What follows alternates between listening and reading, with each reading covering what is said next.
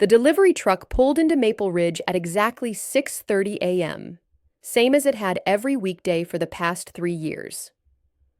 Behind the wheel sat Elena Martinez, a woman in her late 60s with weathered hands and steel gray hair pulled back in a simple ponytail. She wore the standard brown uniform of Rapid Express Delivery, sleeves rolled to her forearms, revealing tan skin marked by decades under the sun. Elena didn't talk much. She signed her route sheet at the depot with careful handwriting, loaded her truck with methodical precision, and drove the same 20-mile circuit through town. Package after package, door after door, always on time, always professional, never lingering for conversation. The younger drivers at the depot called her Grandma behind her back. They joked about her slow, deliberate movements, the way she double-checked every address, how she always wore long sleeves even in summer. To them, she was just another aging worker hanging on to a job she should have retired from years ago. Why doesn't she just quit? Marcus, a 20-something driver with too much energy and too little patience, complained during the morning briefing. She's holding up the whole operation. His partner Jake laughed. Maybe she needs the money. Social Security doesn't pay much. Elena heard them. She always did, but she never responded. She simply picked up her clipboard, checked her route one final time, and walked to her truck. Same routine, same silence, same dignity they never bothered to notice. The depot supervisor, Tom Bradley, had worked there for 15 years. He'd seen dozens of drivers come and go, but Elena was different. She never called in sick, never made mistakes, never caused problems. Her delivery record was perfect.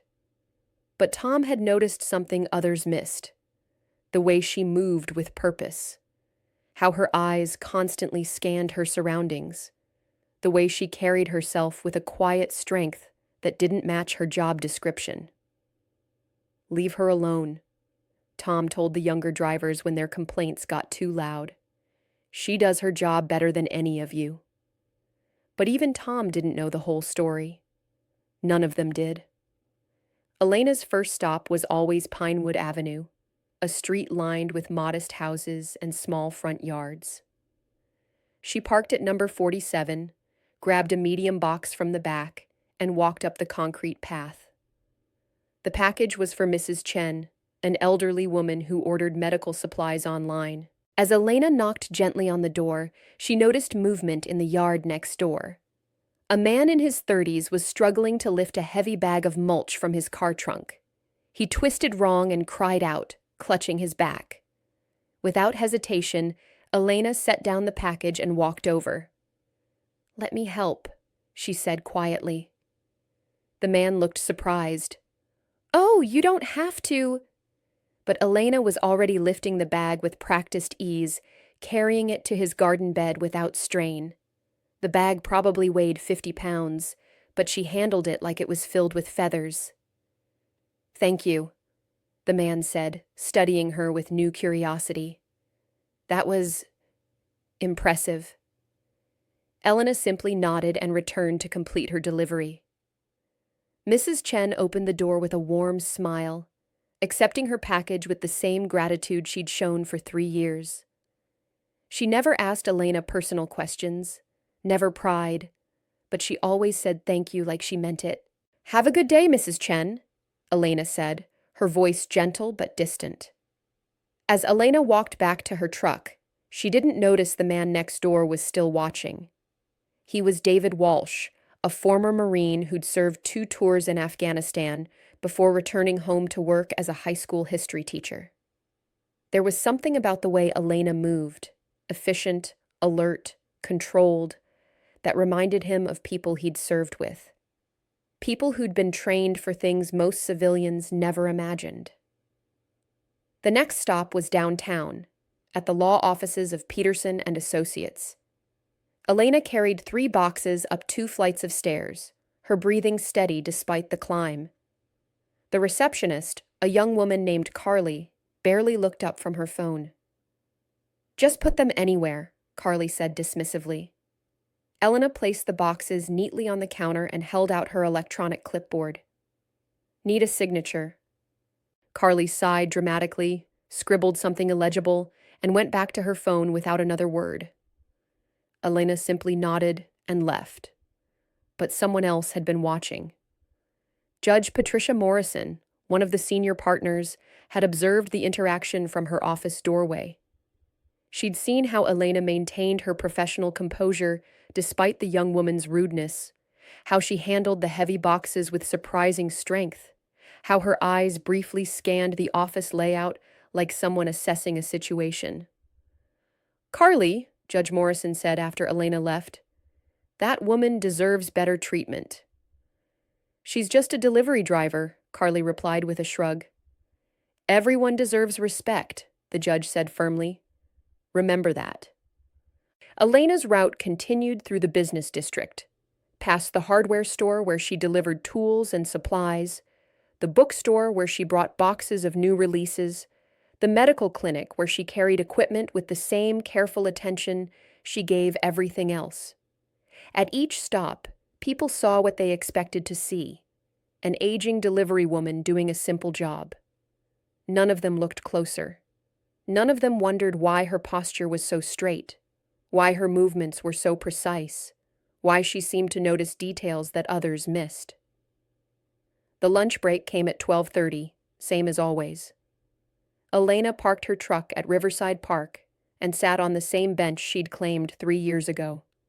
She ate a simple sandwich from a brown paper bag and drank black coffee from a thermos, watching the river flow past while office workers hurried by with their takeout meals. She never brought a book, never checked her phone, never seemed restless or bored. She simply sat in quiet contemplation, as if the silence recharged something inside her.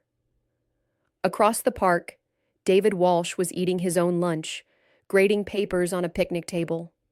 He'd taken his break at the same time for weeks now, partly because the park was peaceful, partly because he was curious about the delivery woman who sat so still, so alert, like a sentinel watching over something invisible. Today, he decided to walk over. "Mind if I sit?" he asked, gesturing to the other end of the bench. Elena looked at him for a moment, then nodded once. He sat down, maintaining a respectful distance. "I'm David," he said. "I teach at the high school. Saw you help my neighbor with that mulch bag yesterday." "Elena," she replied simply. They sat in comfortable silence for several minutes. David had learned in the military that some people communicated better without constant chatter. Elena seemed like one of those people. Finally, David spoke again. "You move like someone with training." Elena's coffee cup paused halfway to her lips. She glanced at him, measuring. "What kind of training?" "Military," David said. "I was a Marine. Recognition, I guess." Elena took a slow sip of coffee, considering her response. "Long time ago?" "How long?" "Long enough." David nodded, understanding the boundaries. In military culture, you didn't push for details people weren't ready to share. But he was curious about this woman who carried herself like a warrior but delivered packages for a living. "Thank you for your service," he said quietly. Elena looked at him then, really looked at him, and for just a moment, David saw something flicker behind her eyes. Not emotion exactly, but recognition. A shared understanding between people who'd seen things others hadn't. "Same to you," she said. The rest of their lunch passed in companionable silence. When Elena stood to return to work, David stood too. "Maybe I'll see you here tomorrow," he said. Elena gathered her thermos and bag. Maybe. But as she walked away, David noticed something he hadn't before. When Elena rolled up her sleeves that morning, he'd caught a glimpse of faded ink on her forearm. It was partially hidden, worn by time and sun, but unmistakable to someone who knew what to look for. A tattoo. Not decorative, not personal. Military. And not just any military marking. This was specific, specialized, the kind earned by very few people in very dangerous places. David sat back down heavily, his mind racing. Elena wasn't just a former soldier. The style of that ink, the placement, the way she'd instinctively deflected his questions. She'd been special operations, the kind of soldier who operated in shadows, who did things that never made the news, who disappeared back into civilian life without fanfare or recognition. And now she was delivering packages in a small town, treated like an invisible old woman by people who had no idea what she'd sacrificed for their freedom. That afternoon, Elena's route took her to the suburban neighborhoods on the east side of town. Tree-lined streets, manicured lawns, houses where young families raised children who'd never known war or want. These were the people she'd served, though they'd never know it. At 4:15, she pulled up to 23 Elm Street, home of the Richardson family. A large box waited in her truck, a new bicycle for their 8-year-old daughter, Emma. Elena lifted it carefully, knowing a child's excitement waited on the other side of that door. As she approached the house, Elena heard shouting from the backyard. Not playful yelling, but distress. She set down the box and followed the sound, her instincts immediately alert. In the backyard, she found Emma Richardson crying beside their swimming pool. The little girl was pointing at the water, where their golden retriever, Bailey, was thrashing desperately. The dog had apparently fallen in and couldn't find the pool steps. He was panicking, going under, coming back up weaker each time. Emma's mother was at work. Her father was traveling. The babysitter was inside, oblivious to the crisis unfolding outside. Elena didn't hesitate. She kicked off her work boots and dove into the pool, fully clothed, powerful strokes, carrying her to the struggling dog. Bailey was heavy, waterlogged, and terrified, but Elena remained calm. She positioned herself correctly, got a secure grip, and swam him to the pool edge where Emma waited with tears streaming down her face. The dog was exhausted, but breathing. Elena lifted him out of the water with surprising strength, then pulled herself up with fluid grace. She was soaked head to toe, but her first concern was the child. "Is Bailey okay?" Emma asked, hugging her dripping pet. "He's fine," Elena assured her, gently checking the dog for injuries. "Just scared. You did good calling for help." The babysitter, a teenager named Ashley, finally appeared from inside. "Oh my God, what happened?" "The dog fell in," Elena explained simply. "He's okay now." Ashley stared at Elena, taking in her soaked uniform, her calm demeanor, the way she'd obviously handled the situation without hesitation. You saved him." Elena stood, water still dripping from her clothes. "Just doing what anyone would do." But that wasn't true, and Ashley knew it.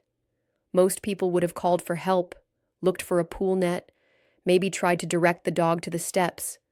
Elena had simply acted, diving in without thought for her uniform, her equipment, or her own safety. "Let me get you a towel," Ashley offered. "I'm fine," Elena said. "Just need to finish my delivery." She walked back to the front yard, retrieved the bicycle box, and brought it to the door. Emma followed, still holding Bailey, looking at Elena like she was a superhero. "Will you tell Mommy and Daddy that you saved Bailey?" Emma asked. Elena knelt down to Emma's level, her voice gentle. "You can tell them. You were very brave today, watching out for Bailey like that." As Elena walked back to her truck, she wrung out her ponytail and checked her delivery schedule. She was behind now, but packages could wait. Lives couldn't. She drove the rest of her route in soggy clothes, delivering packages with the same professional courtesy as always. Nobody asked why she was wet. Nobody seemed to notice or care. But word was spreading through the neighborhood. Ashley had called Emma's mother immediately, describing how the delivery woman had dove into the pool without hesitation to save their dog. Emma's mother, Sarah Richardson, called her husband, who called his neighbor, who mentioned it to his wife at the grocery store. By evening, the story was making its way through the informal networks that connected small communities.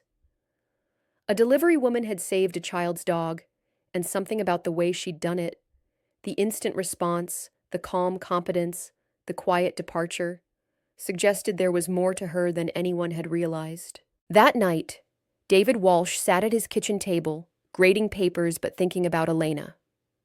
The glimpse of that tattoo had bothered him all day. He'd served with special operators, knew their bearing, their way of moving through the world with controlled awareness. Elena had that quality, but she was delivering packages and being ignored by people who should have recognized her worth.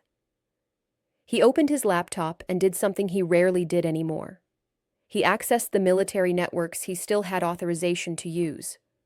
Not to pry, not to violate Elena's privacy, but to understand what he was seeing. The tattoo design he'd glimpsed was distinctive. A small eagle with spread wings, positioned just below the elbow. It wasn't in any official military database, but David had seen it before in classified briefings. It was the mark of Task Force Griffin, an elite unit that had operated in the most dangerous places on Earth during the 1980s and 1990s. Now, Task Force Griffin didn't officially exist. Their missions were black operations, deep reconnaissance, hostage rescue, counter-terrorism work that required operators to disappear completely into hostile territory. The unit had been disbanded in 1998, its members scattered into civilian life with new identities and strict orders never to discuss their service. David sat back, stunned. Elena wasn't just a former soldier. She was a ghost warrior, someone who'd operated at the highest levels of military special operations. And now she was delivering packages in a small town, treated like an invisible old woman by people who had no idea what she'd done for her country. The next morning brought changes, subtle but noticeable. When Elena arrived at the depot, Tom Bradley was waiting for her. "Heard you had some excitement yesterday," he said. Elena looked at him questioningly. "The Richardson family called," Tom explained. "Wanted to make sure we knew what kind of person we had working for us. Said you saved their dog's life." Elena shrugged. "Dog was drowning. I got him out." "Most people would have looked for a pool net or called 911, Tom said. "You just jumped in." "Seemed faster," Elena replied. Tom studied her face, seeing something he'd missed before. Confidence without arrogance. Competence without boasting. The quiet strength of someone who'd faced real emergencies before. "Well," he said finally, "the Richardsons wanted to give you a reward. I told them you probably wouldn't take it." "You told them right," Elena said. She loaded her truck and began her route, unaware that the story of Bailey's rescue was spreading faster than news usually traveled in their small town. Emma Richardson had told everyone at school about the hero lady who saved her dog. Ashley had posted about it on social media. Emma's parents had mentioned it to friends and neighbors. At her first stop, Mrs. Chen was waiting at the door before Elena could knock. "I heard what you did yesterday," the elderly woman said warmly. "That was very brave." Elena looked uncomfortable with the attention. "Just helped a dog, Mrs. Chen. Nothing special." "Everything you do is special, dear," Mrs. Chen said. "Some of us have been watching. We see how kind you are, how careful with our packages, how you always take time to help when someone needs it." Elena accepted the compliment with a nod, but seemed eager to move on. Attention had never been something she sought. At the law office, Judge Morrison was waiting in the lobby when Elena arrived. "I wanted to personally thank you," she said. "The Richardson family is very grateful." "No thanks needed," Elena said, offering her clipboard for a signature. But Judge Morrison didn't sign immediately. She studied Elena's face, noting the quiet dignity, the alert eyes, the way she held herself with unconscious authority. "You know," the judge said, I've been practicing law for 30 years. I can usually tell when someone has seen serious things, handled real responsibility. You have that quality. Elena's expression didn't change, but something flickered behind her eyes. I deliver packages, Your Honor. That's all. That's all you do now, Judge Morrison corrected gently. But it's not all you've done. She signed the clipboard and handed it back, but her eyes remained thoughtful. After Elena left, the judge sat quietly in her office, wondering about the woman who carried herself like someone who'd once carried much heavier burdens. The morning continued with its usual routine, but Elena noticed small changes. People made eye contact more often. Shopkeepers smiled when she entered. A few customers asked how she was doing instead of just taking their packages. At lunch, David Walsh was waiting at their usual bench with 2 cups of coffee. "Heard about yesterday," he said, offering her one of the cups. "Bailey's going to be fine, thanks to you." Elena accepted the coffee but remained standing. "How do you know about that?" "Small town," David said. "Word travels. Besides, Emma Richardson is in my American history class. She spent 10 minutes this morning telling everyone about the brave delivery lady who saved her dog." Elena sat down reluctantly. "It wasn't brave, just necessary." "That's what brave people always say," David observed. "They see something that needs doing, and they do it, without thinking about themselves." They drank their coffee in comfortable silence, watching the river flow past. Finally, David spoke again. "I've been thinking about our conversation yesterday. About training." Elena glanced at him, wary. "I looked up some things," David continued carefully. "Old unit insignias, specialized tattoos. The kind of things most people wouldn't recognize." Elena set down her coffee cup slowly. "What did you find?" "Enough to know you weren't regular military," David said, "and enough to understand why you don't talk about it." Elena was quiet for a long moment. Then she asked, "What do you want?" "Nothing," David said quickly. "I just wanted you to know that someone sees you, really sees you, and respects what you've done, even if I don't know the details." Elena studied his face, measuring his sincerity. "Some stories don't get told." "I understand that," David said, "but some stories deserve to be honored, even in silence." That afternoon, Elena's route took her through downtown during the lunch rush. As she parked outside the hardware store, she noticed a crowd gathering across the street. People were pointing and talking excitedly, their voices carrying a note of alarm. Elena grabbed her packages and headed for the store, but the crowd's agitation drew her attention. Through the group of onlookers, she saw what had them concerned. A man in his 50s had collapsed on the sidewalk. He was conscious, but clearly in distress, clutching his chest and struggling to breathe. Someone had called 911, but the ambulance would take at least 10 minutes to arrive from the county hospital. The man's face was gray, his breathing shallow and rapid. Classic signs of a heart attack. Elena set down her packages and moved through the crowd with quiet authority. "Has anyone called for help?" she asked. "Ambulance is coming," someone replied. "But Jim doesn't look good." Elena knelt beside the man, automatically checking his pulse, observing his breathing pattern, noting the cold sweat on his forehead. Her movements were calm, professional, experienced. "Jim," she said gently, "I'm Elena. Can you tell me where it hurts?" "Chest," he gasped.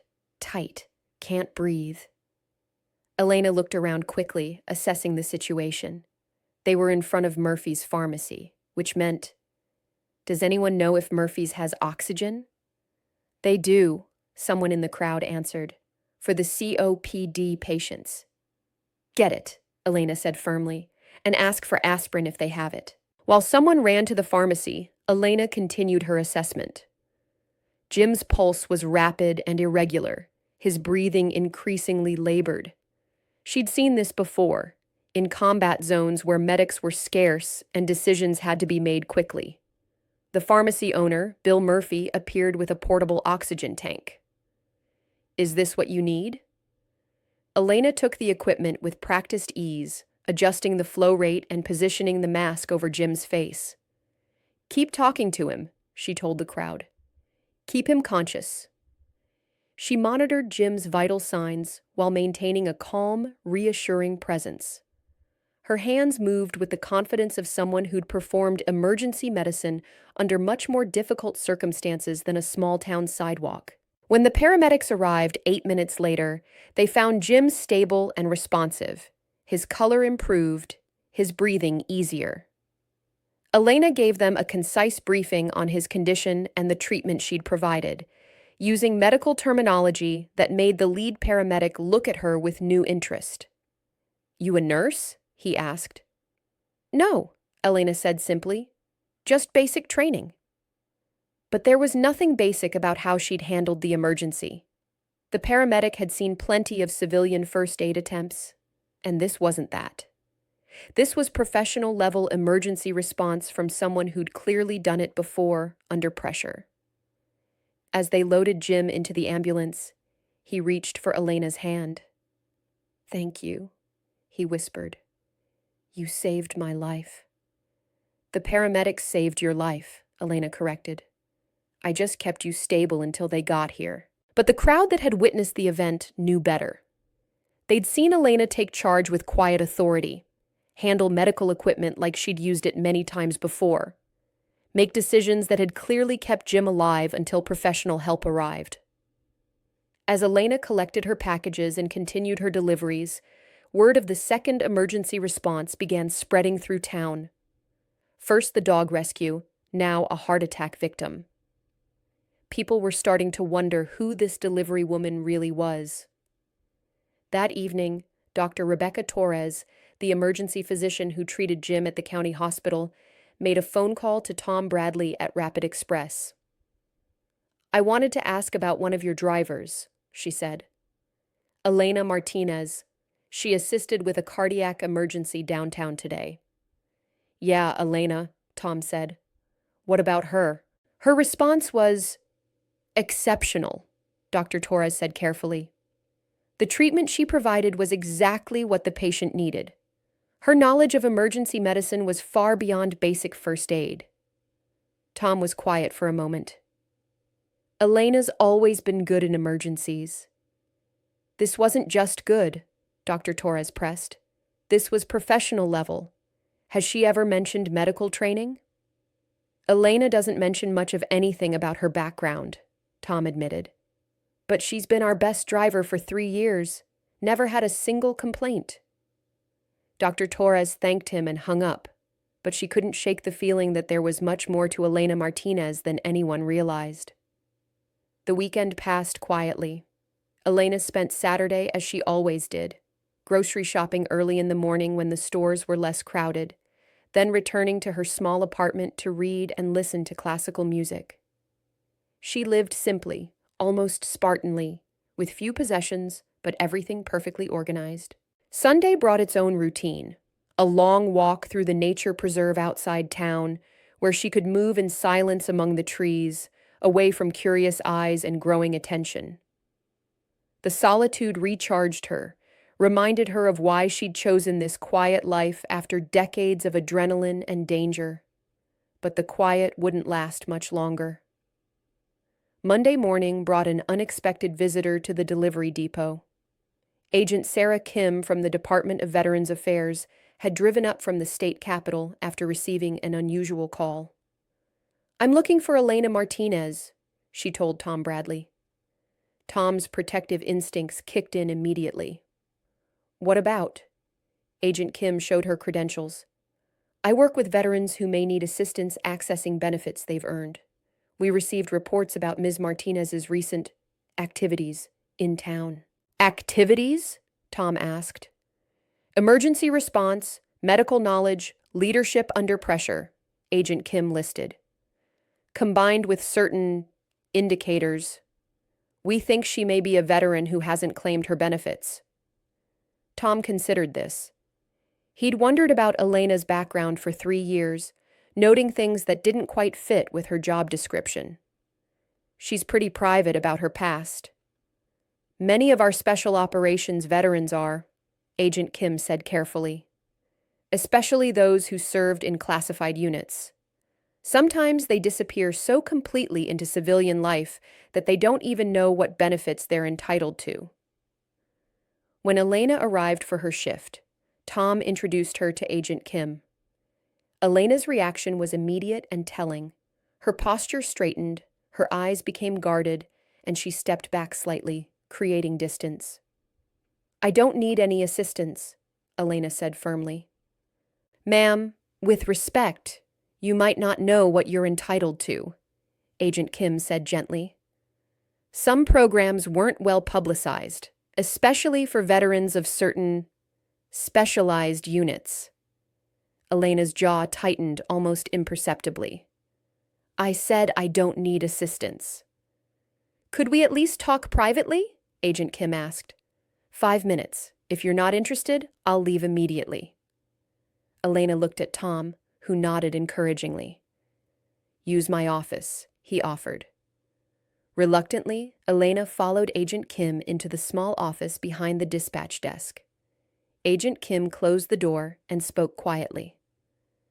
"Elena Martinez, born 1957, enlisted Army 1975, she began, reading from a file. "Stationed Fort Bragg, then transferred to... Well, the records get murky after that." Elena's expression remained neutral, but her hands clenched slightly. "Task Force Griffin," Agent Kim continued. "Disbanded 1998. Members reassigned to civilian status with new identities and strict non-disclosure agreements." Elena stood abruptly. "I think we're done here." "Wait," Agent Kim said quickly. "I'm not here to expose anything. I'm here because veterans of your unit are entitled to certain benefits: medical care, disability compensation, housing assistance, things you've earned." "I earn my living," Elena said. "You shouldn't have to," Agent Kim replied. "Not after what you did for this country.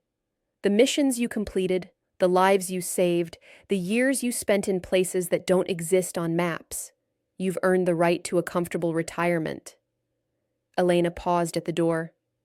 "Some things are worth more than comfort." "Like anonymity?" Agent Kim guessed. "Like being left alone to live quietly?" Elena nodded slightly. "I understand that," Agent Kim said. "But what if I told you there are ways to receive benefits without compromising your privacy? Programs designed specifically for veterans who need to remain invisible." Elena turned back, interested despite herself. "Medical care through a private network," Agent Kim explained. "Financial assistance that doesn't leave paper trails. Support systems that honor your need for anonymity while ensuring you're taken care of." Elena sat back down slowly. "What would it require?" "Proof of service," Agent Kim said, "which we already have. Medical evaluation to determine any service-connected disabilities, which, given your age and probable service history, you almost certainly have." Elena was quiet for several minutes, weighing options, considering consequences. Finally, she spoke. "The people in this town," she said, "they don't know anything about my past. I want to keep it that way." "Absolutely," Agent Kim agreed. "This would be completely confidential.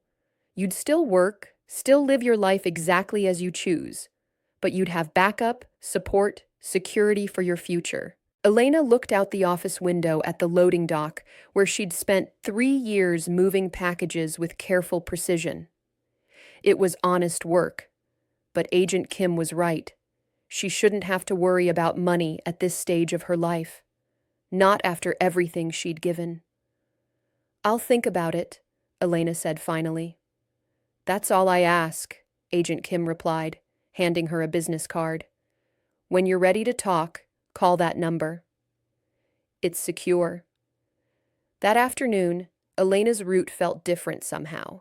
Each familiar stop, each routine delivery, carried new weight as she considered Agent Kim's offer. Financial security versus complete autonomy. Support versus independence. Help versus self-reliance. At the hardware store, Bill Murphy was waiting for her with obvious excitement. "Elena," he called as she approached with his delivery. "I wanted to thank you again for helping Jim yesterday. He's doing great, by the way. Doctor said your quick thinking probably saved his life." Elena accepted the thanks with her usual quiet grace, but Murphy wasn't finished. "Jim wanted to do something to show his appreciation," he continued. "He's organizing a little dinner at the community center this Friday. Nothing fancy, just a way for the town to say thank you for everything you've done." Elena's stomach tightened. "That's not necessary." "Maybe not necessary," Murphy said, "but it's wanted. You've been part of this community for 3 years, Elena. You've helped people, been kind, done your job with dignity. And lately, well, you've been a hero twice in 1 week." "I'm not a hero," Elena said firmly. "I just did what needed doing." "That's exactly what heroes say," Murphy replied with a smile. "Friday at 6. Hope you'll come." Oop. As Elena continued her route, similar conversations happened at nearly every stop. Word of the dinner had spread, and people were genuinely excited about honoring her. But with each invitation, each expression of gratitude, Elena felt more exposed, more visible than she'd been in decades. That evening, she sat in her apartment looking at Agent Kim's business card. The offer of support suddenly seemed more attractive. If her cover was slowly unraveling anyway, maybe it was time to ensure her future was secure. She picked up the phone. The week passed in a blur of increasing attention. Local newspaper editor Janet Mills had heard about the dinner and wanted to write a story about Elena's recent heroic acts. Elena declined the interview, but that only made Mills more curious. "There's something about her," Mills told her husband over dinner Wednesday night. "The way she carries herself, the way she handled those emergencies. She has training, real training. But from where?" Mills began making calls to the local VA office, to military records departments, to anyone who might have information about Elena Martinez. What she found was frustrating. Almost nothing. A basic military service record from the 1970s, then a gap of nearly 20 years before Elena appeared in town with spotless references and a clean background check. "It's like she didn't exist for 2 decades, Mills told her assistant Thursday morning. "People don't just disappear from official records unless someone very powerful wants them to." Meanwhile, Elena was struggling with her own decisions. Agent Kim had called twice, confirming that Elena was eligible for substantial benefits and could receive them without compromising her privacy. But accepting help felt like admitting weakness, something Elena had never been comfortable with. Thursday evening, David Walsh knocked on Elena's apartment door. She opened it cautiously, surprised to see him there. "I hope you don't mind," he said. "I asked Tom for your address.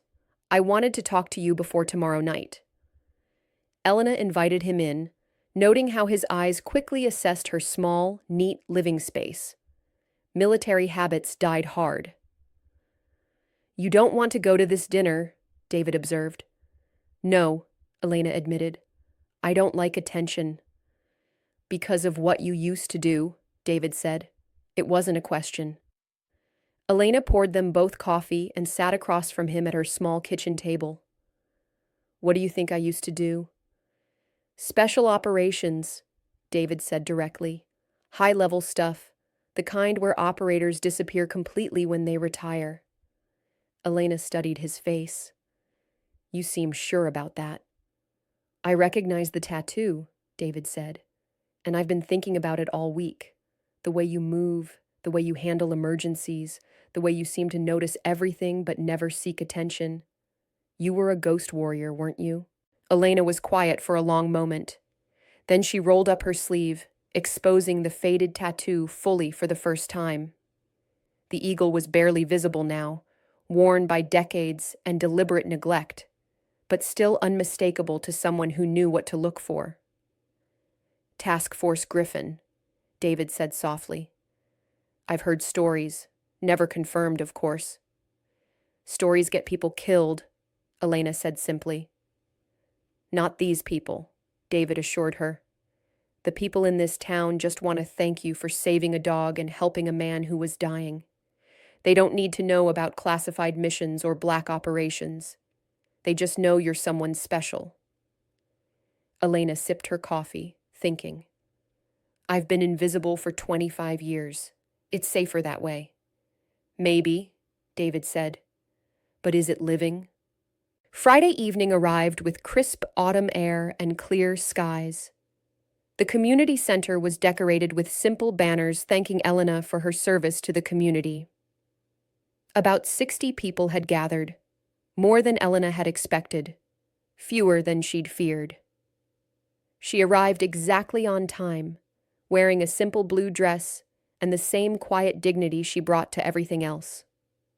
The crowd welcomed her with genuine warmth, but she noticed they seemed slightly in awe of her, as if they sensed there was more to her story than they knew.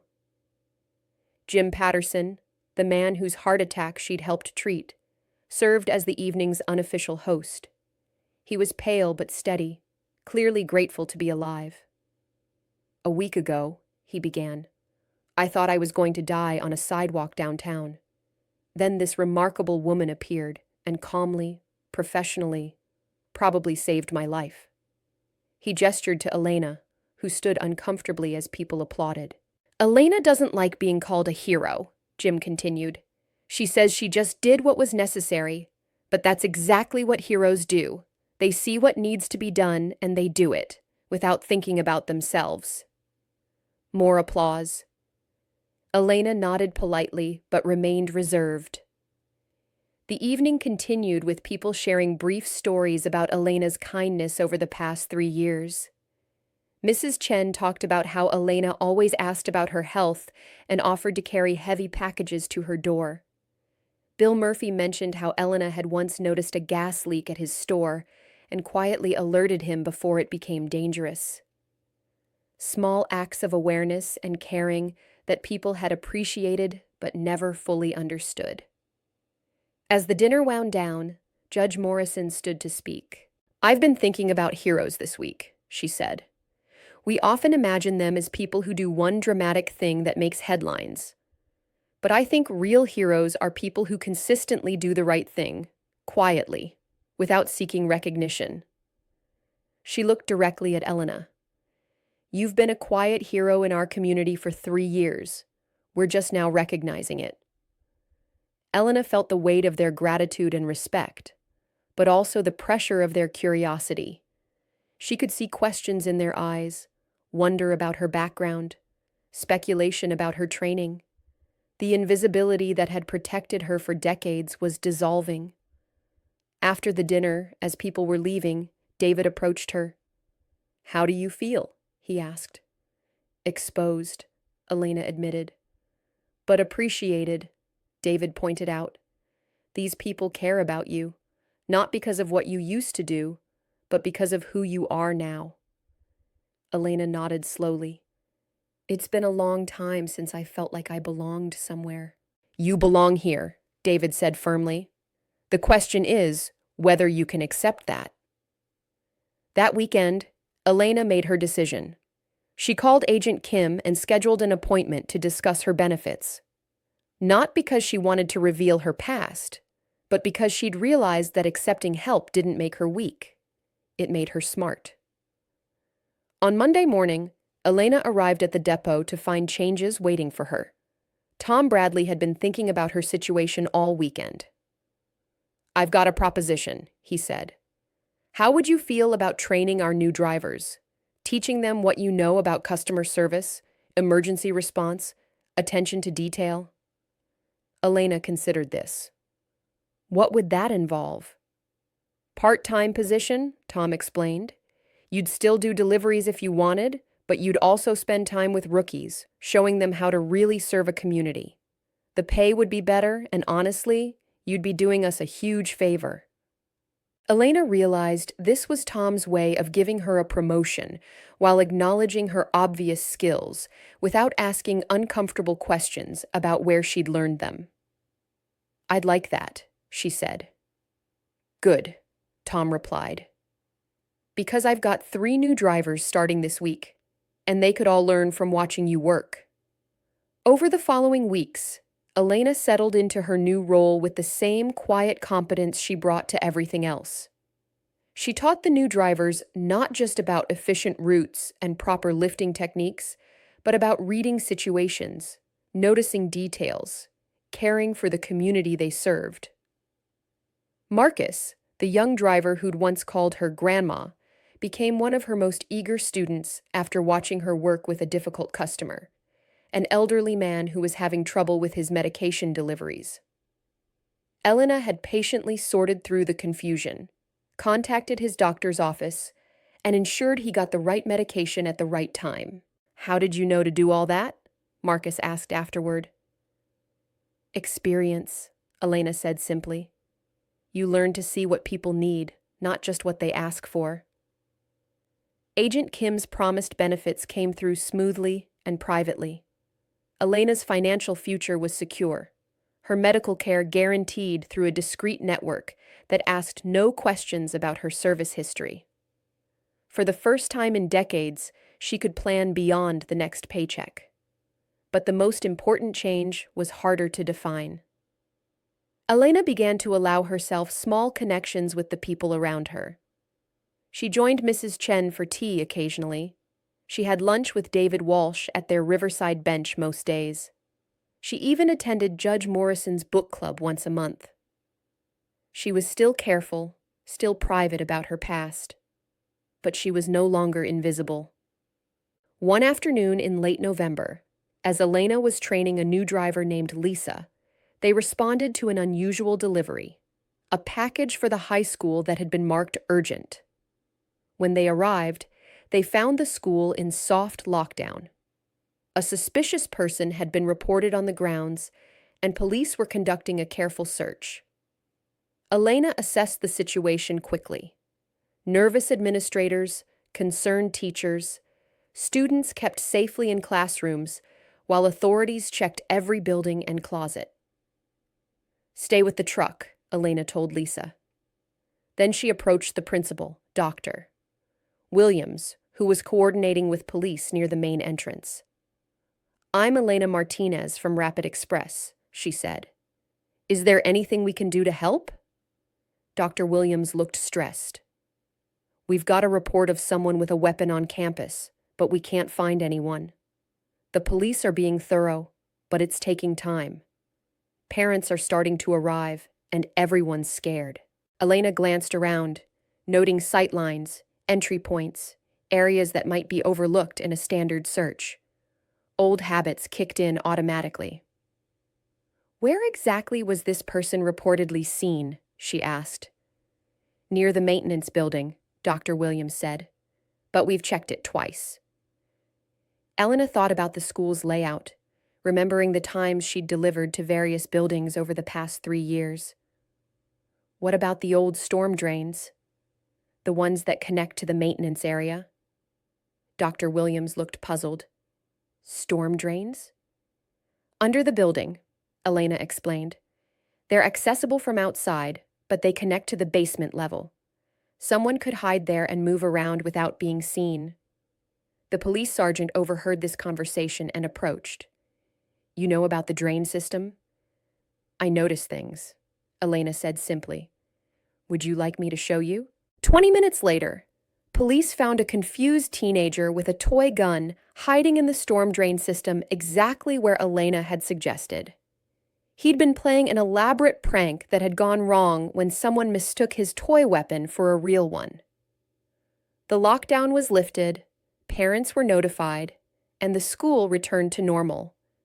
But Dr. Williams was curious about Elena's knowledge of the school's infrastructure.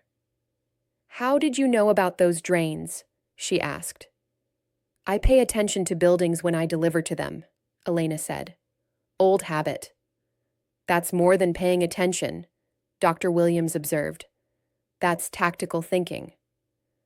Elena didn't respond, but Dr. Williams filed the observation away with growing respect for the woman who delivered their packages with such quiet competence.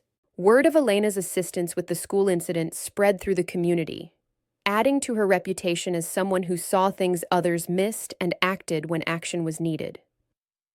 People began to understand that Elena's value to their community went far beyond package delivery. The local paper finally ran a story about her, but it focused on her service to the community rather than her background. "Local hero continues serving," read the headline, with a photo of Elena accepting a key to the city from the mayor. Elena had initially refused the honor, but Tom Bradley had convinced her to accept it. "This isn't about your past," he'd said. "It's about your present. These people want to honor who you are now in their community. Let them." At the ceremony, Elena stood quietly, while the mayor praised her 3 years of dedicated service, her recent heroic actions, and her ongoing commitment to training the next generation of delivery drivers. "Elena Martinez represents the best of our community," the mayor said. "Someone who serves others with dignity, responds to emergencies with competence, and makes our town a better place simply by being here." Elena accepted the key with typical grace, saying only, "Thank you. It's been my honor to serve this community." But after the ceremony, when the crowds had dispersed and the photographers had left, Elena found herself sitting on her usual bench by the river with David Walsh. "How does it feel?" he asked. "Being recognized?" "Strange," Elena admitted. "I spent so many years being invisible that visibility feels risky." "But not wrong," David pressed. Elena considered this. Not wrong. Just different. "You found a balance," David observed. "Being seen for who you are now without revealing who you used to be." "Maybe," Elena said. "Or maybe I'm finally learning that those two things don't have to be separate." Spring brought new challenges and new opportunities. Agent Kim contacted Elena with an unusual request. Would she consider consulting for a program that helped other special operations veterans transition to civilian life? "We have people struggling with the same issues you faced," Agent Kim explained during a private meeting. "Highly trained individuals who don't know how to find purpose in regular jobs, who feel disconnected from civilian communities. You've figured out how to bridge that gap." Elena was hesitant. "I can't talk about classified operations." "We wouldn't ask you to," Agent Kim assured her. "But you could talk about transition, about finding meaning in service even after military service ends, about building connections with civilian communities while maintaining necessary privacy." Elena thought about her own journey, the years of isolation, the struggle to find purpose in ordinary work, the gradual realization that service could take many forms. "I'll consider it," she said. Meanwhile, her work at Rapid Express was evolving. Tom Bradley had been so impressed with her training program that he'd asked her to develop a comprehensive customer service curriculum for the company. Elena found herself writing training manuals, designing evaluation procedures, and teaching classes not just for their depot, but for other Rapid Express locations across the state. Her reputation within the company grew quietly but steadily. Corporate executives began visiting their small depot to observe Elena's training methods. They saw what Tom had recognized 3 years earlier: Elena's natural leadership, her attention to detail, her ability to inspire excellence in others without raising her voice or demanding recognition. One executive, Robert Hayes, pulled Tom aside after observing one of Elena's training sessions. "Where did you find her?" he asked. "She found us," Tom replied. "Applied for a driver position 3 years ago. Best hiring decision I ever made. She moves like someone with serious training," Hayes observed. A lot of our drivers are veterans, Tom said carefully. Elena keeps her background private, but she clearly knows what she's doing. Hayes nodded thoughtfully. Would she be interested in a regional position? Training coordinator for the entire Southeast? It would mean traveling, but the pay would be substantial.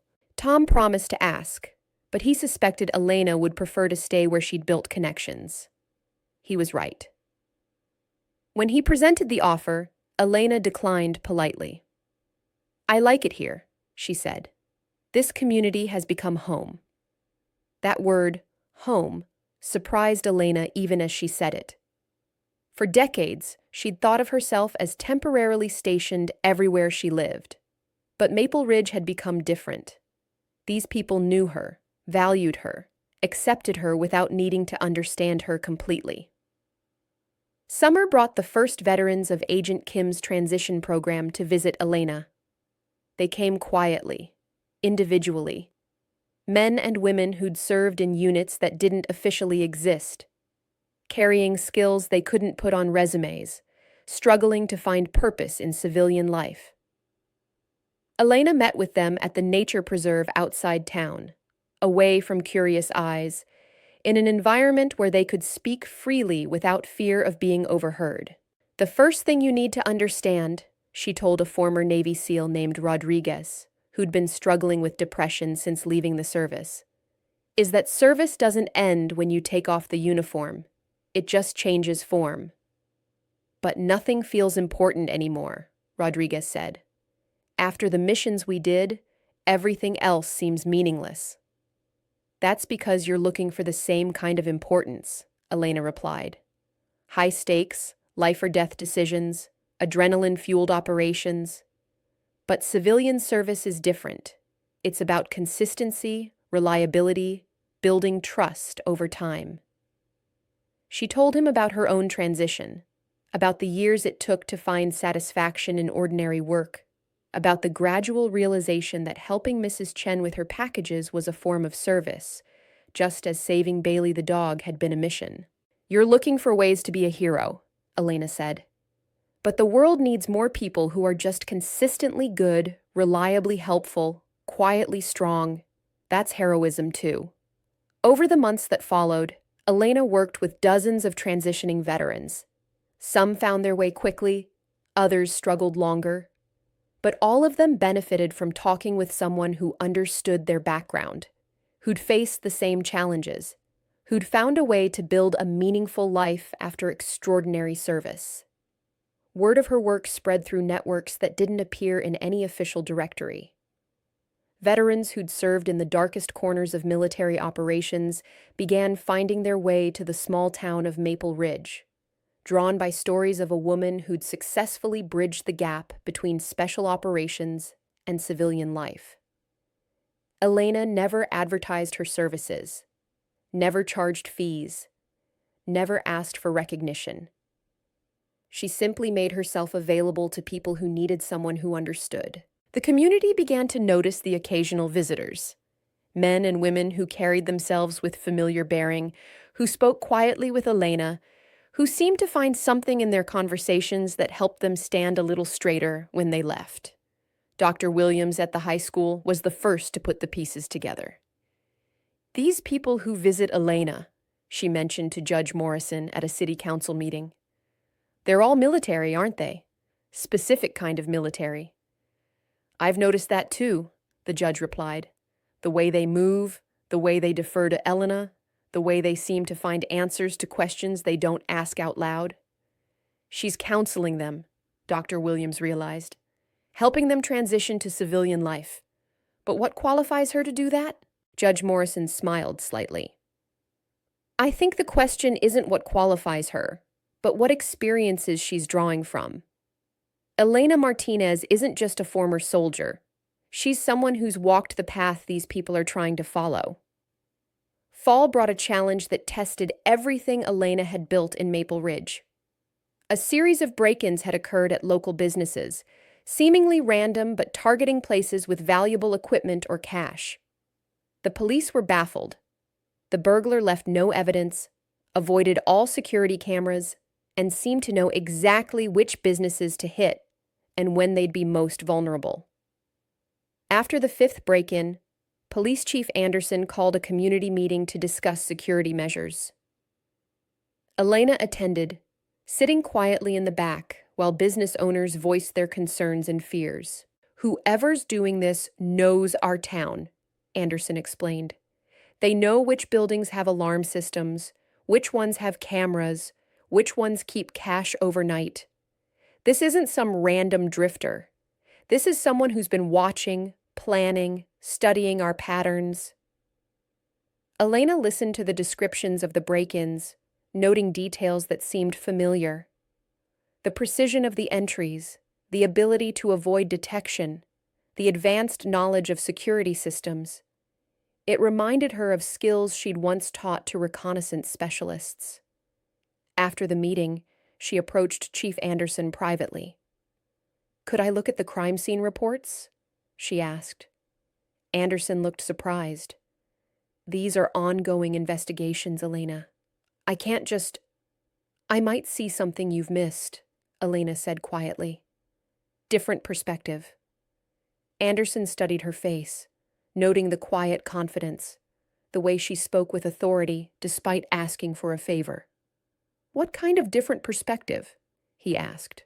"The kind that comes from understanding how someone with advanced training might approach these targets," Elena said carefully. Anderson's eyes widened slightly. He'd wondered about Elena's background for months, especially after the school incident where she'd demonstrated unusual tactical knowledge. "Are you saying this burglar has military training?" he asked. "I'm saying the methods suggest someone with specialized skills," Elena replied. "Someone who knows surveillance, infiltration, counter-detection techniques." Anderson made a decision. "Come to the station tomorrow morning. Bring coffee. We might be there a while." Elena spent 3 hours reviewing crime scene photos, security footage, and investigative reports. Her analysis was methodical, professional, and deeply unsettling. "This person isn't just trained," she told Anderson. "They're probably special operations trained. Look at the entry points. They're chosen to avoid sightlines from neighboring buildings.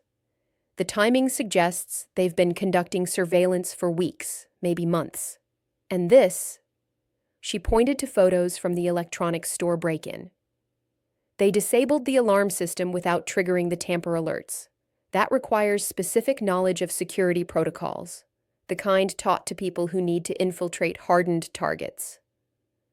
Anderson felt a chill. "So we're dealing with a former military burglar?" "Possibly," Elena said. "Or someone who learned these skills from someone with military training." "Can you help us catch them?" Anderson asked. Elena considered this carefully. Active involvement in police work would raise questions about her background, but these break-ins were escalating and the burglar was clearly dangerous. "I can advise," she said finally, "help you understand their methods, predict their next moves, but I can't be directly involved in any arrests." "Fair enough," Anderson agreed. "What do you think they'll hit next?" Elena studied a map of the town, marking the previous break-ins, noting patterns in timing and target selection. "The bank," she said without hesitation. "Not the main branch, too much security, but the satellite office on Elm Street. They handle business deposits on Friday nights. The security system is older, and it's isolated enough to work without interruption." Anderson checked his notes. "That's actually very logical. How do you know about their Friday deposit routine?" "I deliver their supply orders," Elena said simply. "I pay attention to patterns." That Friday night, police conducted a careful surveillance operation around the Elm Street Bank branch. Elena wasn't officially involved, but she found herself parked at the nature preserve with a clear view of the area, watching through binoculars she hadn't used in years. At 2:17 a.m., she saw movement near the bank's rear entrance. A figure dressed in dark clothing, moving with the controlled precision she'd predicted. Elena reached for her radio. Chief Anderson had given her one for the operation despite her unofficial status. Movement at target location, she reported quietly. Subject approaching from the east, using landscaping for concealment. Professional movement patterns. We see them, Anderson's voice crackled back. Moving to intercept. But the burglar was better than they'd anticipated. Somehow, sensing the police presence, the figure melted back into the shadows and disappeared. Despite extensive searching, they found no trace of the intruder. They knew we were there, Anderson said during the debrief. How is that possible? Elena had been thinking the same thing. Counter-surveillance training, she said. They probably scouted the area before approaching, noticed signs of police presence that civilians wouldn't recognize. Like what? Anderson asked. Radio chatter, even encrypted, Elena explained. Subtle changes in ambient lighting from occupied vehicles. The wrong kind of stillness from areas that should have normal nighttime activity. Anderson stared at her. Elena, how do you know all this? Elena met his gaze steadily. Because I used to teach it. The admission hung in the air between them. Anderson had suspected Elena's background was more complex than she let on, but this confirmation opened new questions about who she really was. Teach it to who? He asked carefully. People who needed to know, Elena said. A long time ago. Anderson decided not to push further. Can you help us catch this person? Maybe, Elena said. But it might require methods you're not comfortable with. What kind of methods? Elena was quiet for a moment, considering how much to reveal. The kind that turn a hunt into a game between professionals. The next week, Elena took an approach that would have been familiar to her old teammates, but seemed like magic to local police. Instead of trying to predict the burglar's next target, she began studying their psychology, their methods, their probable motivations. She spent hours walking through the downtown area, noting details that others missed, which buildings had been observed recently by someone who shouldn't have been there, which security measures had been tested in subtle ways, which patterns of activity had been disrupted by surveillance. They're not just stealing money, she told Anderson during a private meeting. They're proving they can. This is about skill demonstration, not desperation. What does that mean? Anderson asked. It means they'll escalate, Elena said. The targets will get harder, the risks higher. They're building up to something. Like what? Elena studied the map again, this time focusing not on businesses, but on the layout of the town itself, the relationships between buildings, the sightlines, and escape routes. The courthouse, she said finally.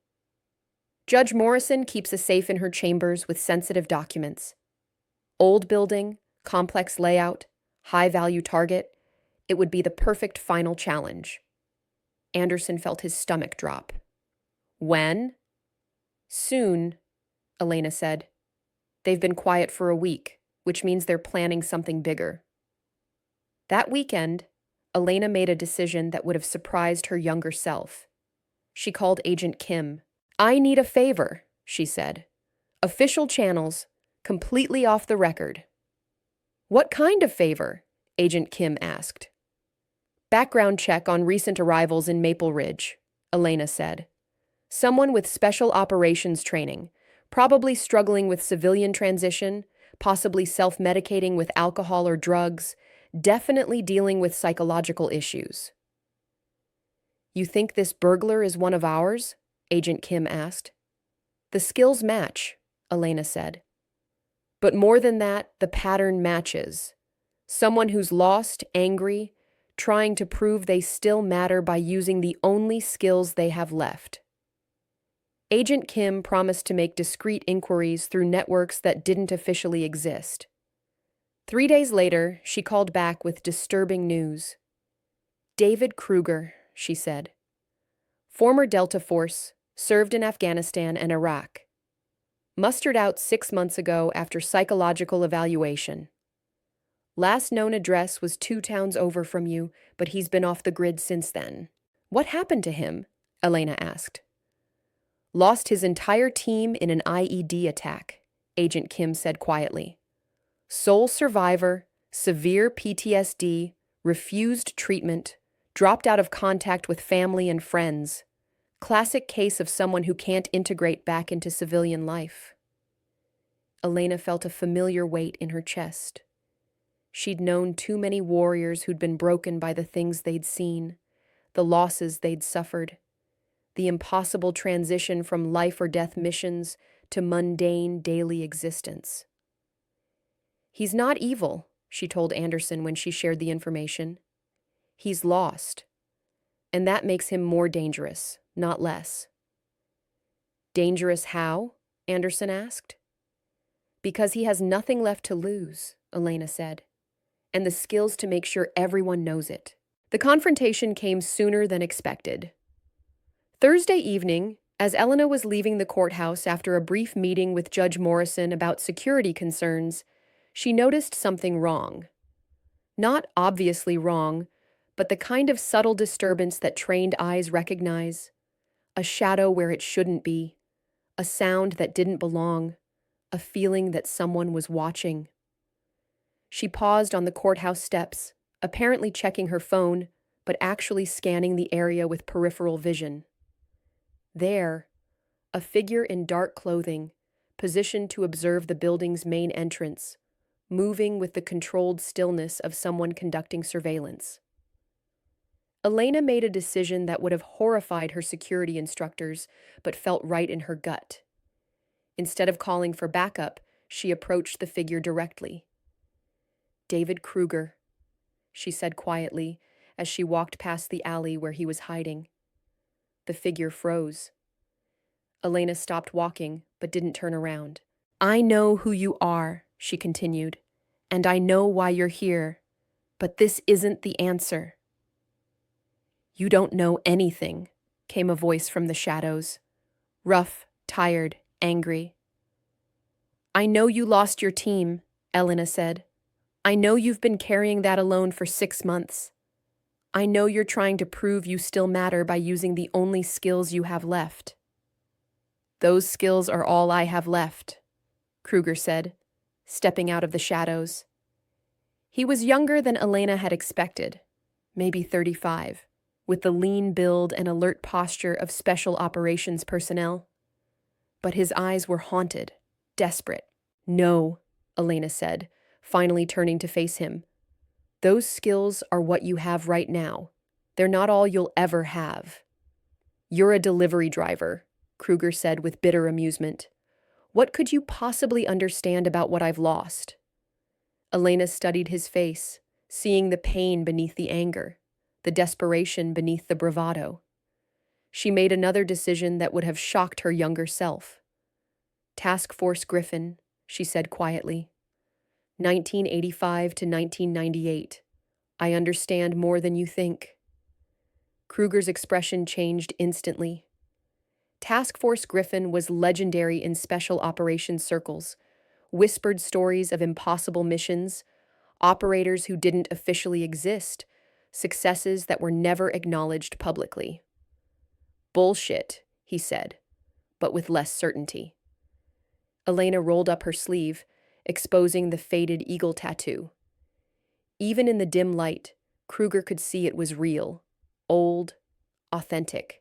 Cambodia, Nicaragua, Somalia, Iraq, Elena said. 13 years of missions that never happened, carrying out orders that were never given, losing people whose names are carved on no memorial. Kruger stared at the tattoo, then at Elena's face, seeing her with completely new eyes. You're retired, Elena said firmly. Like you need to be. I can't, Kruger said, and the desperation in his voice was painful to hear. Every day is empty. Nothing matters. Nothing I do makes any difference. I felt the same way, Elena admitted. For years. Do you know what I've done since I moved to this town? Kruger shook his head. I delivered packages. I helped an old woman carry groceries. I saved a dog from drowning. I kept a man alive until paramedics arrived. I trained other people to do their jobs better." Elena paused. Small things, ordinary things, but they mattered to people who mattered. "That's not enough," Kruger protested. "It wasn't at first," Elena agreed. "But meaning builds over time. Purpose accumulates. Service takes many forms." They stood in silence for several minutes. Finally, Kruger spoke again. "The break-ins. Were you trying to feel competent again?" Elena said. "Testing skills, proving to yourself you could still do what you were trained for. I understand that too." "What happens now?" Kruger asked. Elena considered this carefully. "That depends on what you want to happen." "I don't want to go to prison," Kruger said. "Then you need to stop before someone gets hurt," Elena replied. "And you need to let people help you." "What people?" Elena pulled out her phone and showed him Agent Kim's contact information. "People who understand what you've been through. People who can help you find a way forward that doesn't involve stealing money you don't need to prove things you don't have to prove." Kruger looked at the number, then at Elena. "Why are you helping me?" "Because 25 years ago, someone might have helped me if I'd been brave enough to ask," Elena said. "Because warriors take care of each other even after the war is over."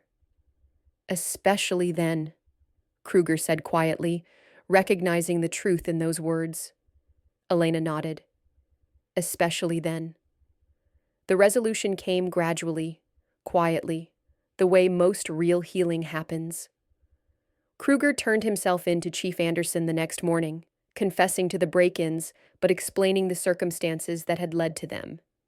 Elena vouched for his character and his potential for recovery, while Agent Kim arranged for him to enter a specialized program for veterans dealing with transition trauma.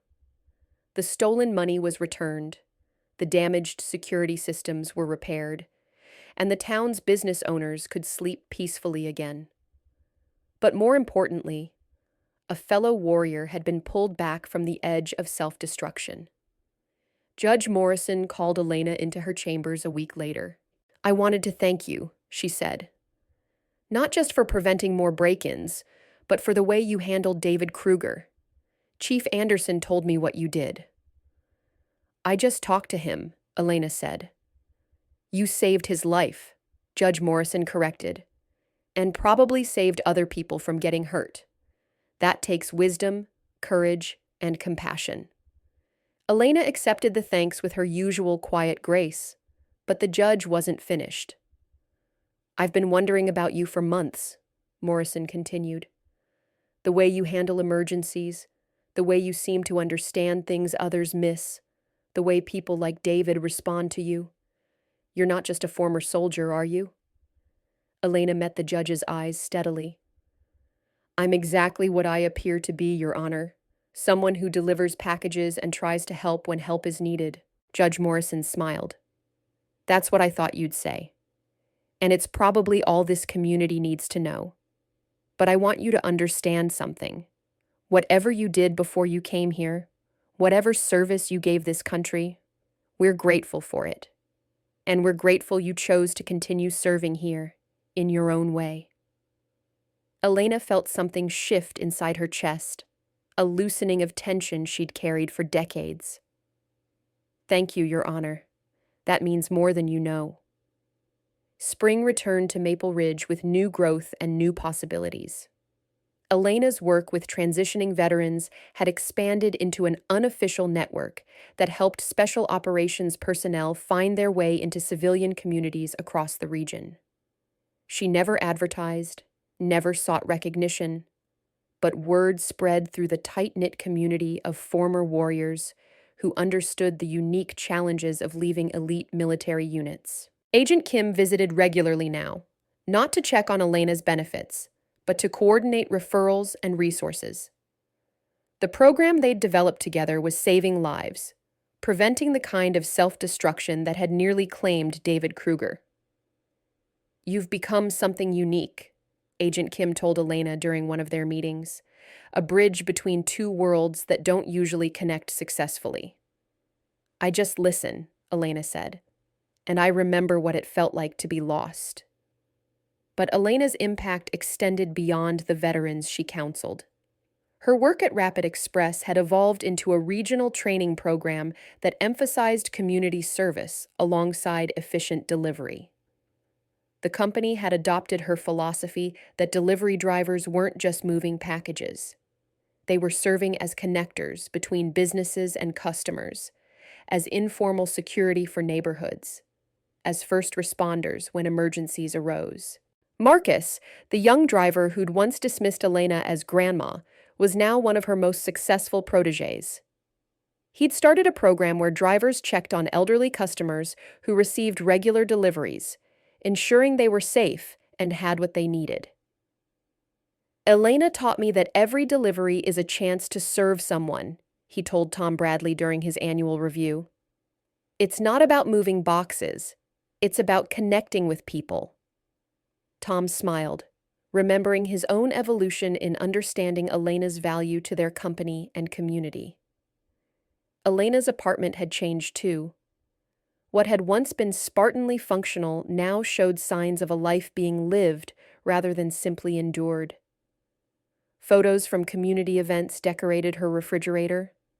Books loaned by Judge Morrison's book club sat on her coffee table. A small collection of thank you cards from families she'd helped lined her kitchen windowsill. But the most significant change was harder to see. Elena had learned to accept belonging somewhere, to allow herself connections that made her visible and vulnerable, but also valued and loved. One evening in late spring, as Elena sat on her usual bench by the river, David Walsh joined her with their customary coffee. "I've been thinking about heroes again," he said. "Not the dramatic movie hero kind, but the real kind." Elena sipped her coffee and waited for him to continue. "Real heroes don't choose one moment to be brave," David said. "They choose to be good consistently over time. They serve without counting the cost, help without seeking credit, lead without demanding recognition." "That sounds like most veterans I know," Elena observed. "It sounds like you," David said. "The person who jumped into a pool to save a dog, kept a man alive until paramedics arrived, talked a desperate veteran back from making terrible choices. The person who's been quietly serving this community for years without asking for anything in return." Elena was quiet for several minutes, watching the river flow past, thinking about the journey that had brought her from classified missions in forgotten places to this peaceful bench in a small town that had become home.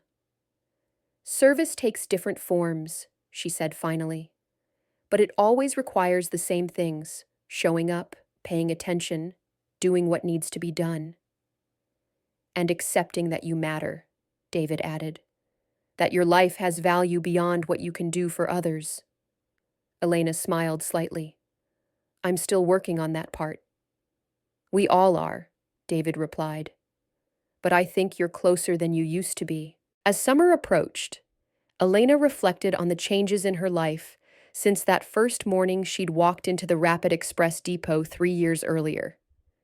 She'd come seeking invisibility and found community.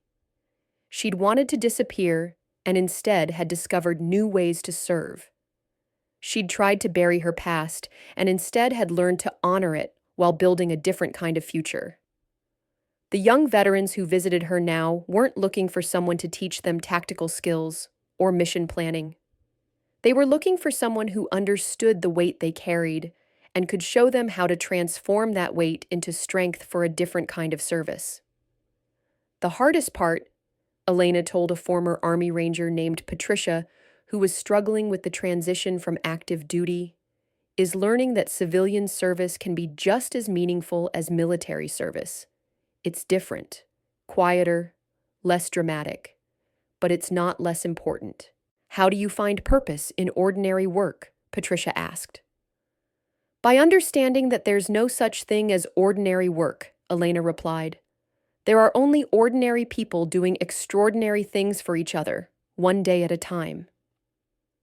Elena's story had become part of the fabric of Maple Ridge, woven into the community's understanding of itself as a place where people looked out for each other, where service was valued, where heroes could be found delivering packages and teaching kindness.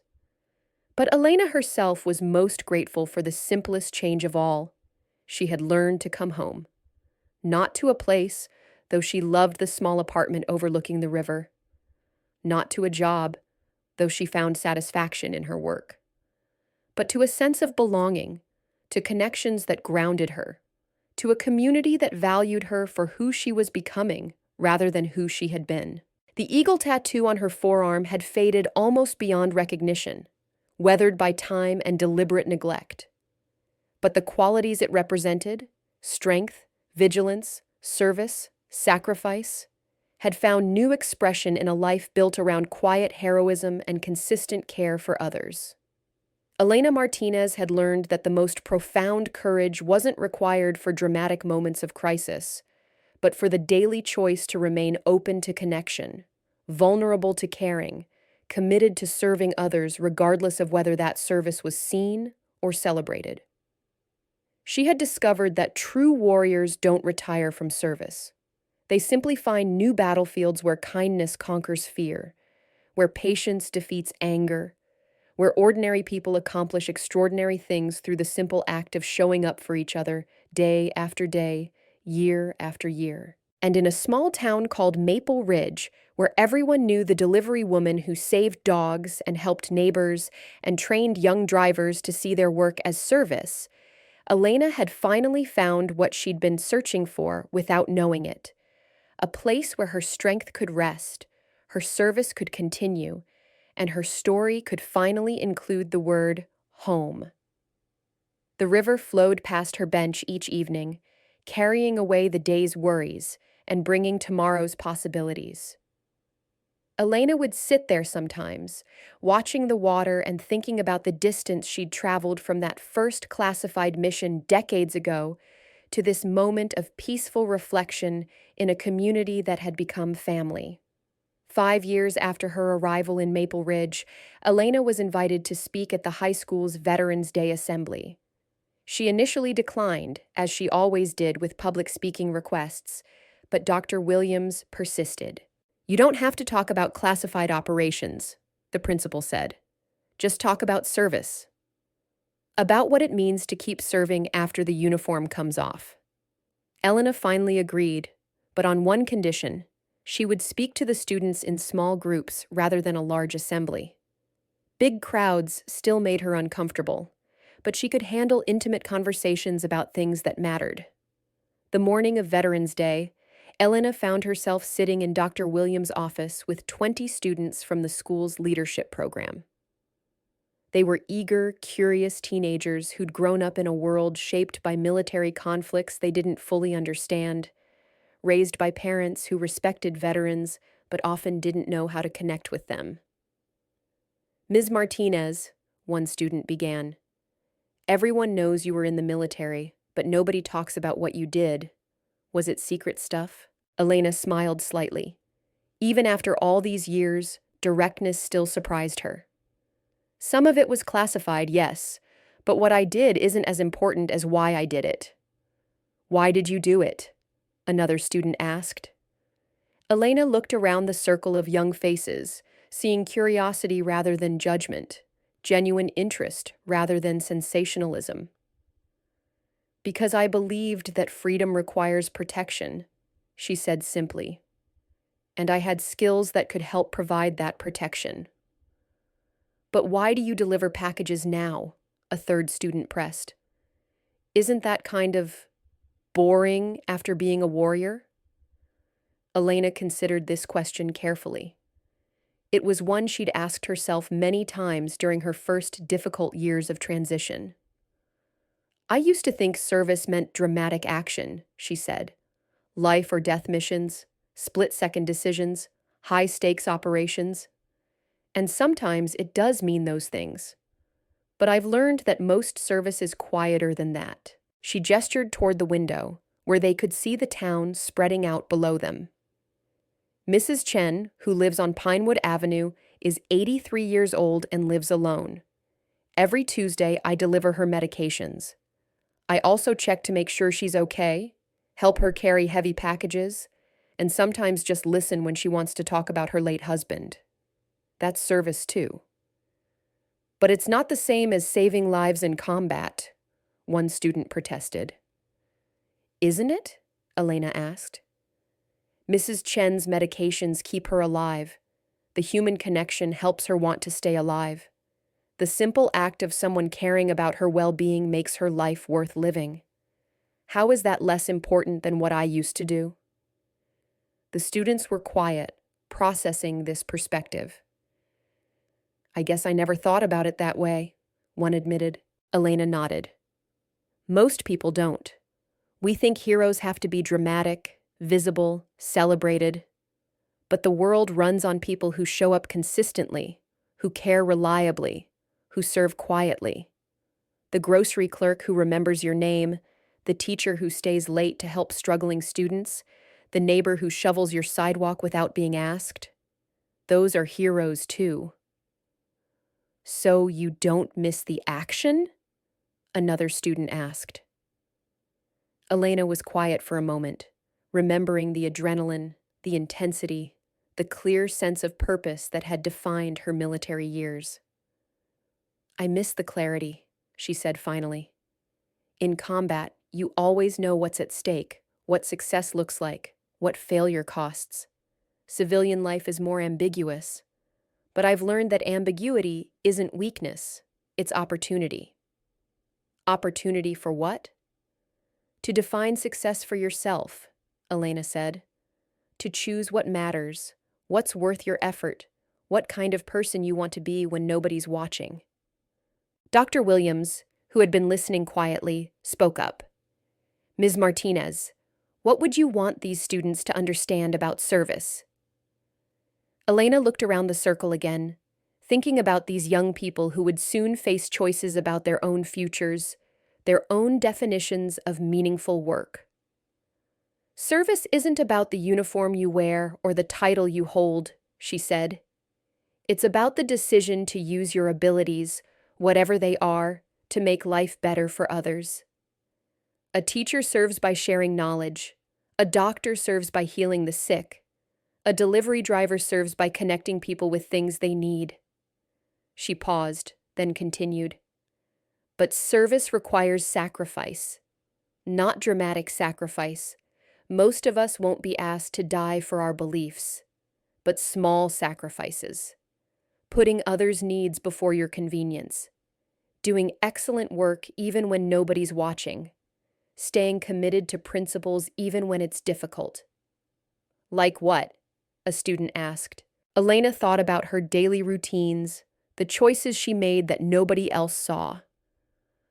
Like delivering packages in bad weather because people are counting on you. Like treating difficult customers with respect because they're human beings.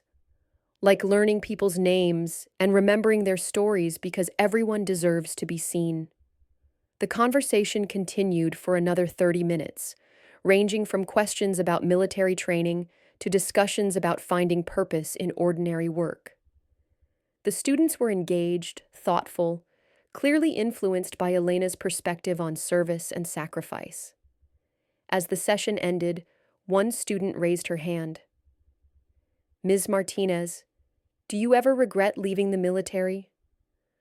Elena stood up slowly, gathering her thoughts for a final response. I regret some of the things I had to do, she said honestly. I regret the people we couldn't save, the missions that didn't go perfectly, the years I spent thinking that civilian life was somehow less meaningful than military service. She looked directly at the student who'd asked the question. But I don't regret transitioning to civilian service, because I've learned that the best parts of military service, the teamwork, the commitment to something bigger than yourself, the willingness to sacrifice for others, those qualities are needed everywhere, in schools, hospitals, businesses, neighborhoods. The world needs people who understand service, who've been trained to see beyond themselves. As Elena left the school that day, She reflected on how much her own understanding had evolved. The young soldier who'd first put on a military uniform had been driven by patriotism and adventure. The veteran who'd first arrived in Maple Ridge had been seeking only invisibility and peace. But the woman who now walked through town, greeting neighbors and checking on friends, had discovered something more valuable than either drama or anonymity. She'd found a way to remain true to her warrior's heart while building a civilian's life. That evening, Elena received an unexpected phone call.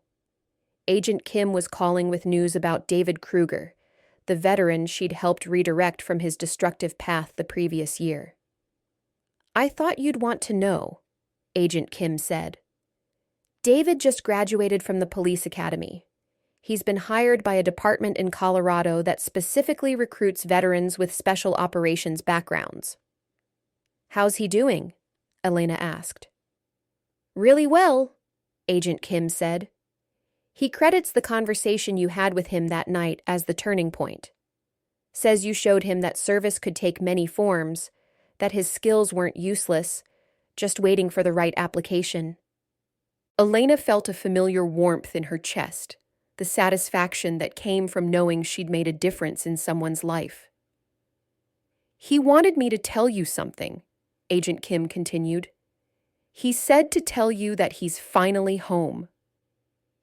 After hanging up, Elena sat on her couch, thinking about the concept of home. For most of her adult life, home had been wherever she was temporarily stationed. Military bases, safe houses, hotels in foreign countries where she couldn't use her real name. But now, home was this small apartment overlooking the river. Home was the Rapid Express depot where Tom Bradley trusted her to train new drivers. Home was Mrs. Chen's grateful smile and Judge Morrison's book club and David Walsh's comfortable silences on the park bench. Home was the place where people knew her name, valued her contributions, and accepted her exactly as she was without needing to understand everything she had been. A knock at her door interrupted these reflections. Elena opened it to find Emma Richardson, now 13 years old, standing in the hallway with a handmade card. "Mom helped me find your address," Emma said shyly. "I wanted to give you this." Elena opened the card to find a drawing of a woman jumping into a swimming pool to save a golden retriever. Below the picture, in careful teenage handwriting, were the words, "Thank you for saving Bailey and for showing me what heroes look like." "Bailey's 8 years old now," Emma continued. "He's still swimming, but Mom got a pool fence just in case. I wanted you to know that I remember what you did, and I want to be like you when I grow up." "Like me how?" Elena asked, touched by the girl's earnestness. "Someone who helps people," Emma said simply. "Someone who does the right thing even when it's hard." After Emma left, Elena propped the card on her kitchen windowsill next to the collection of thank you notes that had accumulated over the years. Each one represented a moment when her choice to serve had mattered to someone, when her decision to remain engaged with the world had made a difference. As winter approached, Elena found herself busier than ever. The Veteran Counseling Network had grown to include former soldiers from all branches of service, not just special operations personnel. Her training program at Rapid Express had been adopted by delivery companies across 3 states. The community college had asked her to develop a course on leadership and service for their continuing education program. But Elena remained most proud of the small daily acts of service that filled her routine. Checking on Mrs. Chen, who was now 88 and more fragile, but still independent. Mentoring Marcus and the other young drivers who looked to her for guidance. Sitting with David Walsh on their bench, sharing comfortable silences and occasional conversations about books, current events, and the simple pleasure of watching seasons change.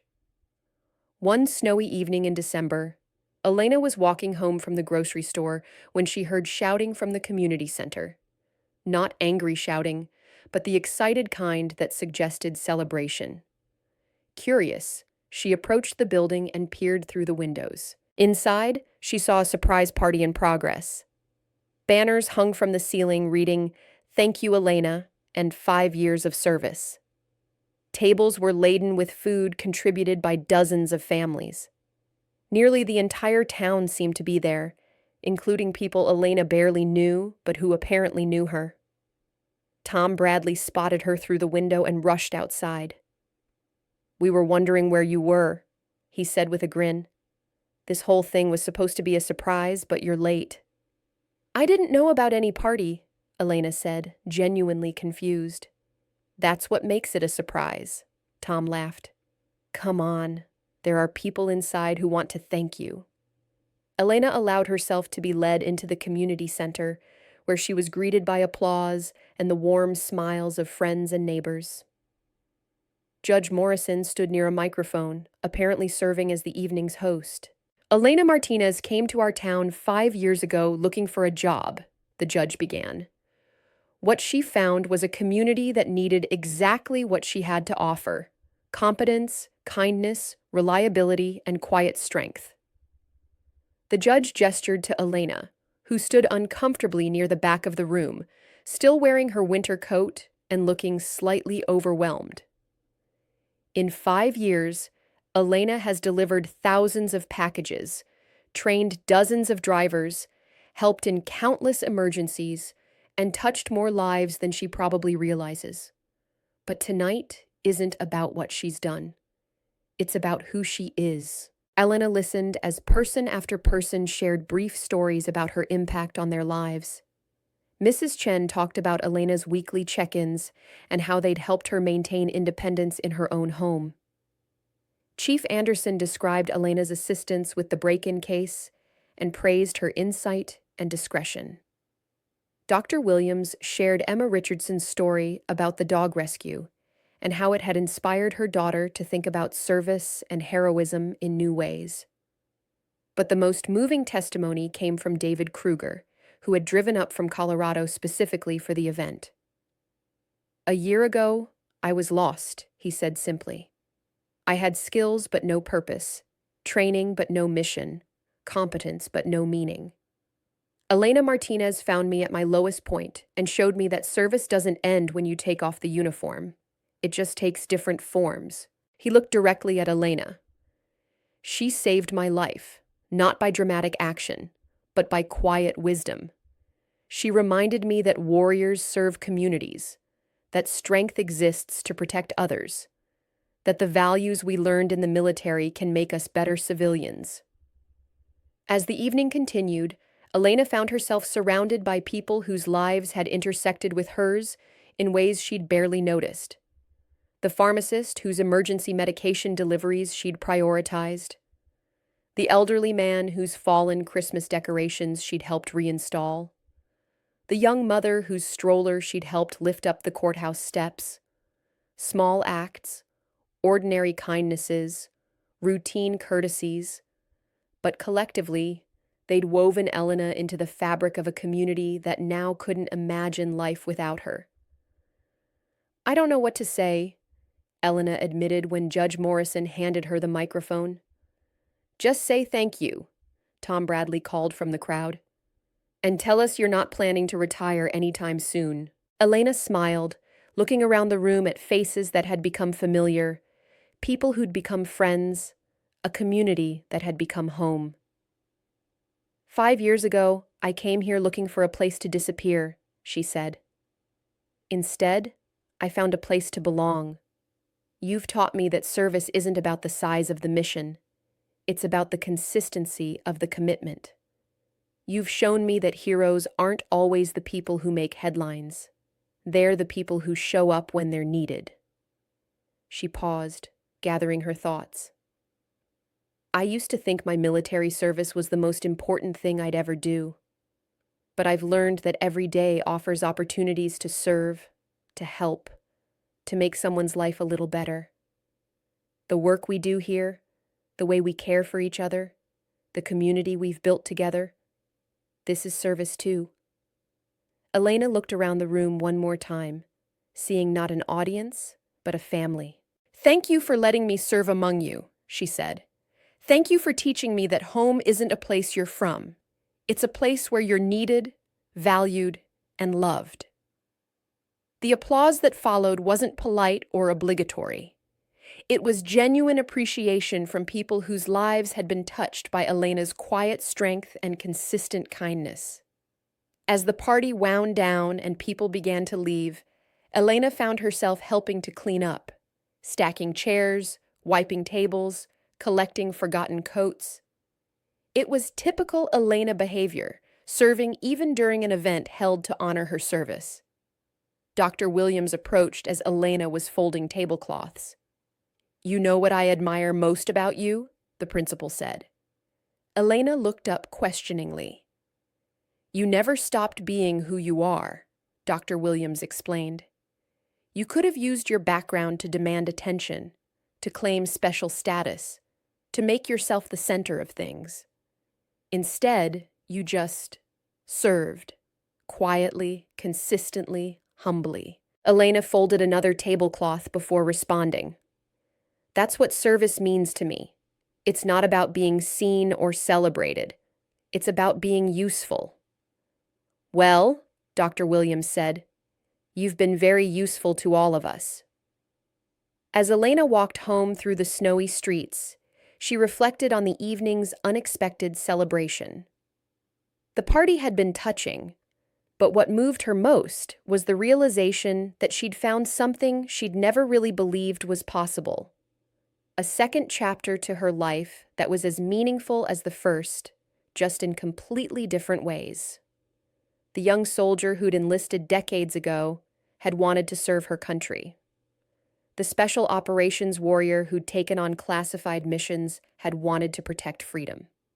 The veteran who'd arrived in Maple Ridge had wanted only to disappear quietly. But the woman who now climbed the stairs to her apartment, carrying leftover cake from her surprise party, had discovered that the best service of all was the kind that built community, that strengthened connections between people, that made ordinary life more bearable for everyone involved.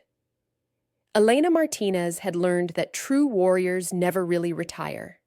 They just find new battles to fight, new people to protect, new ways to serve. And in a small town that had become home, surrounded by neighbors who'd become family, she'd found her final mission, living a life worth celebrating, one delivery at a time.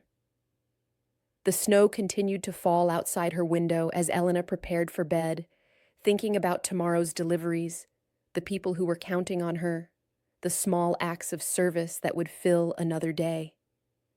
She'd stopped counting the packages long ago. Now she counted the connections, the moments of human kindness, the opportunities to make someone's day a little brighter. It was, she realized, exactly the life she'd always been meant to live. A warrior's heart in service to a peaceful community, strength used for protection and care, skills applied to the gentle art of helping neighbors become family. And as she drifted off to sleep, Elena Martinez smiled, knowing that tomorrow would bring new chances to serve, new opportunities to matter, new ways to prove that the most profound heroism happens not in headlines, but in the quiet spaces between one person and another, where kindness creates its own kind of courage and service, writes its own stories of hope. If this story touched you, don't forget to like, comment, and subscribe. We'd love to hear what inspired you the most, and where in the world are you watching from? Let us know below.